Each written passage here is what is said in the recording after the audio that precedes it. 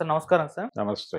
Sir 'Ram Charan' గారి 'game changer' film expectations భారీగానే ఉన్నాయి. ఈ సంక్రాంతికి రిలీజ్ కాబోతుంది. సో, రిలీజ్‌కు దగ్గర పడుతున్న వేళ నెటిజన్స్ ఈ సినిమా గురించి రకరకాలుగా చర్చించుకుంటున్నారు. అయితే ఇందులో 'రామ్ చరణ్' గారు డబుల్ రోల్ చేస్తున్నారని చెప్పేసి ఒక న్యూస్ అయితే టీజర్‌లో కూడా రివీల్ అయింది. రామ్ నందను, అప్పన్న అనే 2 పాత్రల ద్వారా. అయితే ఇప్పుడు ఈ పాత్రలు 2 కూడా అన్నదమ్ముల్లా లేకుంటే తండ్రి కొడుకులా అన్న చర్చ కూడా జరుగుతుంది. అంటే ఏ రకంగా ఉండబోతుంది? మనం ఒక ఫార్ములా చూస్తూ ఉంటాం. రివెంజ్ మన పాత సినిమాలలో. తండ్రికి ఒక ఆశయం ఉంటుంది. నెరవేర్చడానికి ప్రయత్నిస్తున్నప్పుడు అడ్డుకుంటారు విలన్స్. అప్పుడు మళ్ళీ కొడుకొచ్చి దాన్ని తీర్చేసి తండ్రి ఆశయాన్ని నెరవేరుస్తారు. ఈ ఫార్ములా మనకు రెగ్యులర్‌గా ఉంటుంది. అటువంటి ద దొ తరహా సినిమానా ఇదన్నట్టు కూడా చర్చించుకుంటున్నారు. మరి మీరేం చెప్తారు సార్ 'గేమ్ చేంజర్' సినిమా గురించి? అంటే తండ్రి, కొడుకులు అనే అభిప్రాయం కొంతమంది వ్యక్తం చేస్తున్నారు. హ్మ్.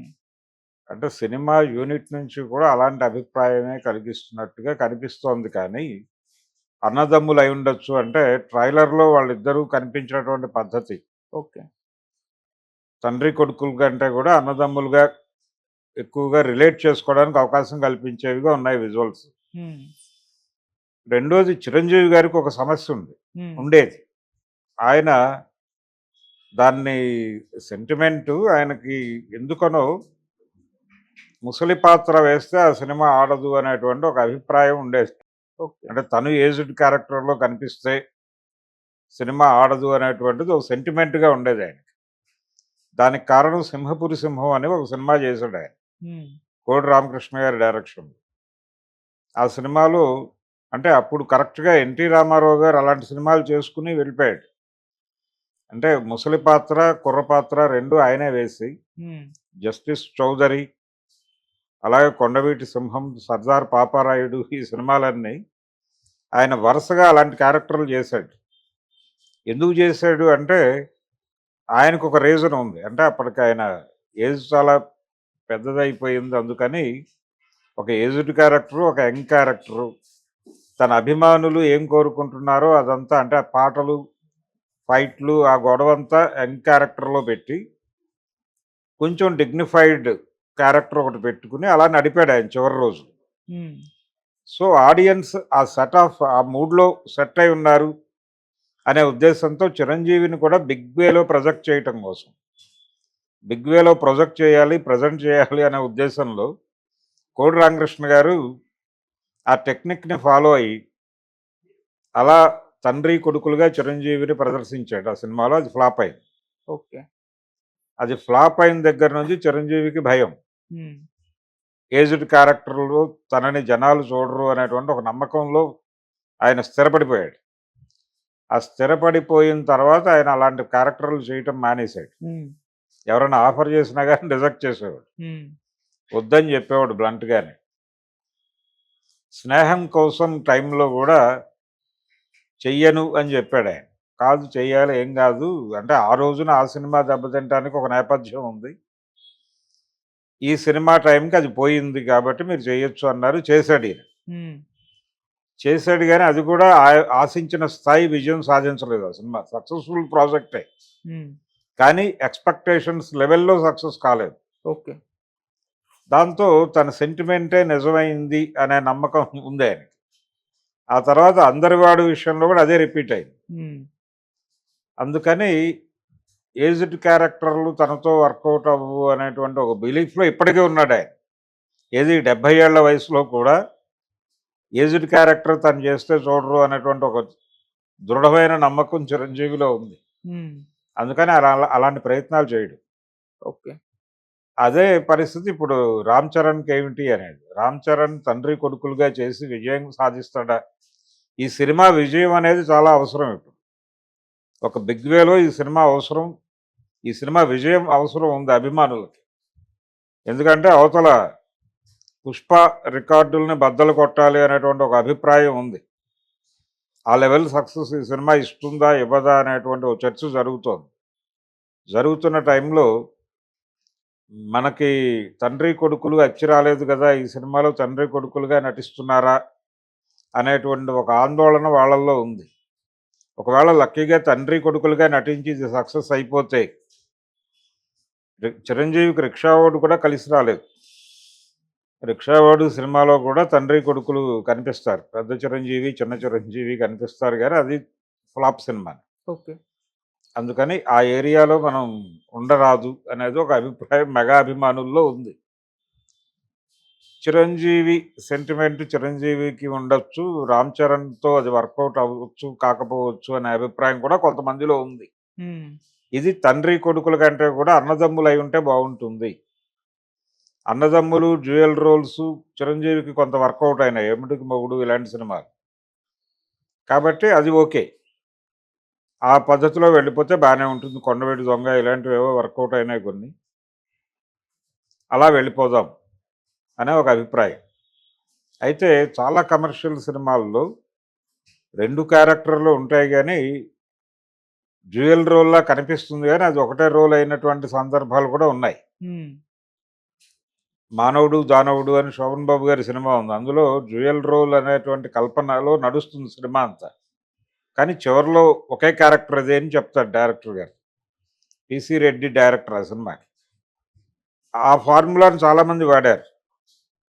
ఈవెన్ అంటే ఒకటే క్యారెక్టర్ ఏమో అని భ్రమ కలిగిస్తూ ఇద్దరున్నారని చెప్పడం ఒక టెక్నిక్.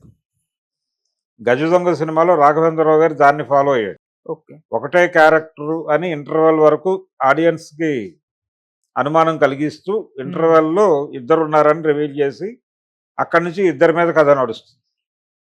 అదొక టెక్నిక్. అంటే స్క్రీన్ ప్లేకి సంబంధించిన మ్యాజిక్ ఇది. అలా 2 పద్ధతుల్లోనూ అనేక పద్ధతుల్లో డ్యూయల్ రోల్ సినిమాలు నడిపారు మనవాళ్ళు. ఈ సినిమాలో కూడా డ్యూయల్ రోల్ అనేది మనకి ఎందుకు డౌట్ వస్తుందంటే ఆళ్ళెక్కడా చెప్పలా. యూనిట్ 2 చెప్పలేదు. అలాగే పర్టిక్యులర్‌గా ఈయన చెప్పలేదు శంకర్ కూడా.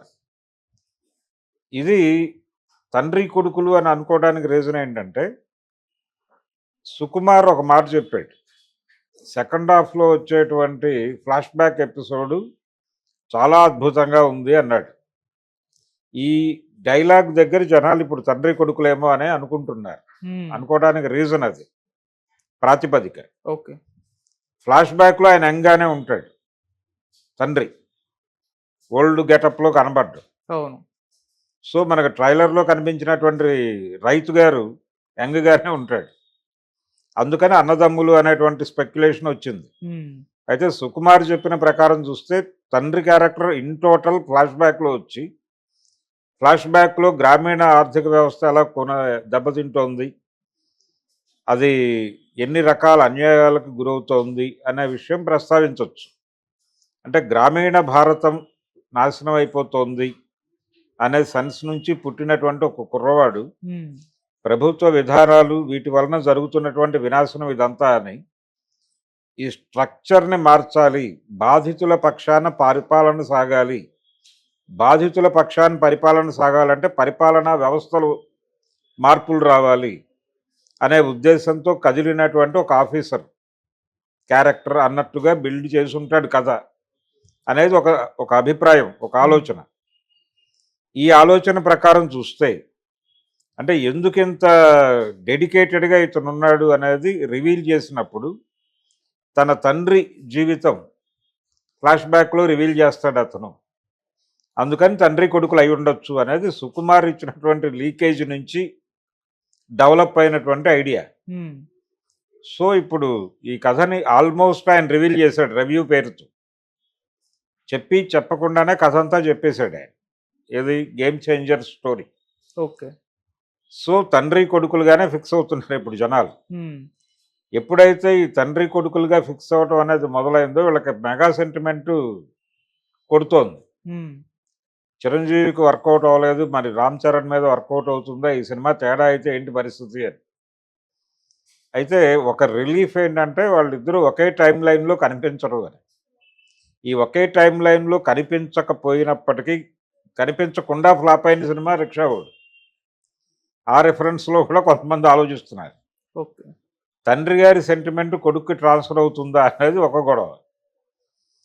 అయితే ఈ చర్చలన్నీ కూడా ఒక రకంగా సినిమాకి సంబంధించి వాళ్ళు ఇప్పటిదాకా ప్రమోషనల్ యాక్టివిటీ మీద దృష్టి పెట్టలా. కేవలం అమెరికాలో జరిగినటువంటి ఆ అకేషన్ తప్ప, ఆ హ్మ్. ఈవెంట్ తప్ప విడిగా ఇక్కడేమీ ప్రమోషనల్ యాక్టివిటీస్ ఇంకా మొదలవ్వలేదు. మొదలు కాకుండా సుకుమార్ అక్కడ మాట్లాడిన మాటల ఆధారంగా ఇంత చర్చ జరుగుతోంది. అవును. ఇది కూడా అవసరమే అనుకుంటున్నారు వాళ్ళు సినిమాకి సంబంధించి. అంటే అసలు 'దేవరా' సినిమాకి ఒక టెక్నిక్‌ని ఫాలో అయ్యారు వాళ్ళు. అంటే లో ప్రొఫైల్‌లో సినిమాని ప్రమోట్ చేయటం. సినిమా గురించి భారీ అంచనాలు లేకుండా సినిమా రిలీజ్ అయిన తర్వాత మాట్లాడుకునే అవకాశం కల్పిద్దాము. థియేటర్‌లో సర్ప్రైజ్ చేద్దాం. థియేటర్‌లో బీభత్సం అయిపోతుంది అనేటువంటి ముందస్తు ప్రకటనలొద్దు అని వాళ్ళు వాంటెడ్‌గానే అనుకున్నారు. అనుకుని ప్రమోషన్‌లో ఒక లో ప్రొఫైల్ మెయింటైన్ చేశారు. అగ్రెసివ్ ప్రమోషన్ అనేది 'పుష్ప 2'కి చూసాం మనం. ఇప్పుడు ఆ అగ్రెసివ్ ప్రమోషన్ దీనికి జరగటం లేదు అని ఆ అభిమానులు ఆందోళన పడుతున్నారు. ఈ దశలో, ఈ క్రైసిస్‌లో, ఈ గ్యాప్‌లో ఉన్నంతలో ఈ పబ్లిసిటీ అంటే తండ్రి కొడుకులా, అన్నదమ్ములా అని జరుగుతున్న చర్చ కొంత సినిమాకు ఒక బజ్ క్రియేట్ చేస్తుంది. హ్మ్.